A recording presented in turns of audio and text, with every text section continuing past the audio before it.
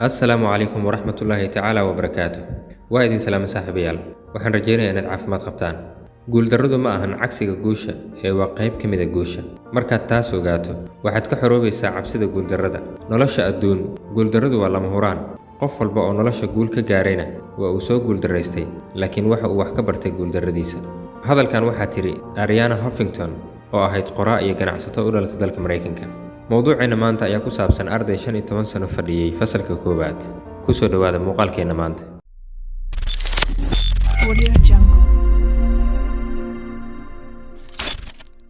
Yusuf waa arday hadda 21 sano jir ah. Isaga oo 6 jir ah ayaa la geeyay iskuul fasalka koowaad. Ilaa iyo hadda oo ay ka soo wareegatay 15 sano, weli waxa uu dhigtaa fasalka koowaad. In muddo 15 sano ah uu fadhiyo fasalka koowaad waxa u sabab ah xanuun dhanka maskaxda ah oo uu qabo Yusuf, taasoo ah in wax kasta oo la baro uu daqiiqado ama saacado yar gudahooda ku iloobayo. Taasina waxa ay keentay in imtixaanka looga gudbi lahaa fasalka marka la gaaro uu keensado natiijo ka hooseysa natiijada looga gudbi lahaa fasalka. Yusuf waxa uu kala kulmaa ardayda iskuulka niyad jabin iyo aflagaado, sidaas oo ay tahay kama baaqdo iskuulka. Ardaydii ku fasalka ahayd qaarkood hadda waa dhaqaatiir, pilots iyo macallimiin, sida macallimadan muuqaalka ka muuqato, taasoo wax la soo baratay Yusuf haddana ah macallimadiisa. Macallimiinta ayaa ku adkaystay in Yusuf uu u gudbi waayay fasalka labaad natiijadiisa oo aad u liidatay darteed.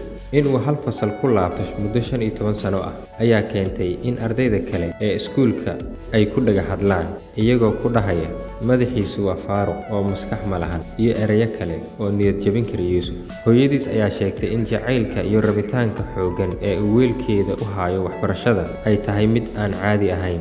Yusuf waxbarashada aad ayuu ugu dadaalaa, juhdi badan ayuuna ku bixiyaa, laakiin dadaalkaas ma noqdo mid u suurtageliya in uu u gudbo fasalka xiga. Wuxuuna noqdaa fasalka qofka ugu dambeeya, booskaas ayuuna iska xoraystay oo cid kula dagaalanto ma jirto. Yusuf waa 21 sano jir sidaan soo sheegnay wax yar ka hor, laakiin cid aaminaysa ma jirto inuu da'daas jiro, maxaa yeelay muuqaal ahaan da'daas aad ayuu uga yaryahay. Macallimadiisa xisaabta ayaa mar wax laga weydiiyay Yusuf sheegtay in Yusuf uu yahay arday muddo soo dhiganaya iskuulka, xitaa iyada ay mar fasal soo wada fariisteen. Waxay kaloo sheegtay inuu aad u dadaalo, laakiin uu leeyahay cillad ilowsho ama hilmaamid ah, yacni wixii loo sheego si dhaqsi leh ayuu ku iloobayaa. Yusuf isaga oo ka hadlaya waxbarashadiisa iyo dhibaatooyinka uu kala kulmo ardayda kale ayaa yidhi, wax walba oo aan barto si fudud ayaan ku iloobayaa. Ardayda kale waxa ay iigu yeeraan oday, wayna igu caayaan inaan da' weynahay. Qof walba waa uu i niyad jabiyaa, xitaa macallimiinteeda qaar ayaa qayb ka ah dadka niyadda iga dila. Dabcan macallin niyad jabinaya ardayda uma qalmo in loogu yeero macallin. Aan u soo noqono sheekadeenna. Yusuf ayaa sheegay in dhowr jeer uu la kulmay aflagaado kaga imaanaysa ardayda iyo macallimiinta qaar. Uu ku dhawaaday inuu isaga baxo iskuulka, waxbarashadan isaga haro.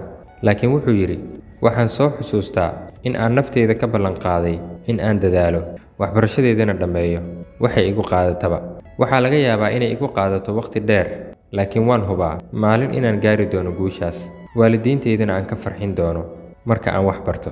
Waxaan rabaa inaan noqdo madaxweyne, waana ku kalsoonahay in maalin aan madaxweyne ka noqon doono waddankayga. Waa inaan si adag ugu dadaalaa waxbarashadeyda, sidoo kale waa inaan bartaa siyaasadda si aan u noqdo hogaamiye wanaagsan. Allah ayaana igu caawin doono, ayuu ku soo gabagabeeyay hadalkiisa. Marka laga soo tago waxbarashada, Yusuf waa wiil baari ah. Waxa uuna ka caawiyaa hooyadiis wax walba oo uu awoodo, sida inuu biyaha u soo dhaamiyo subax walba inta uusan iskuulka aadin.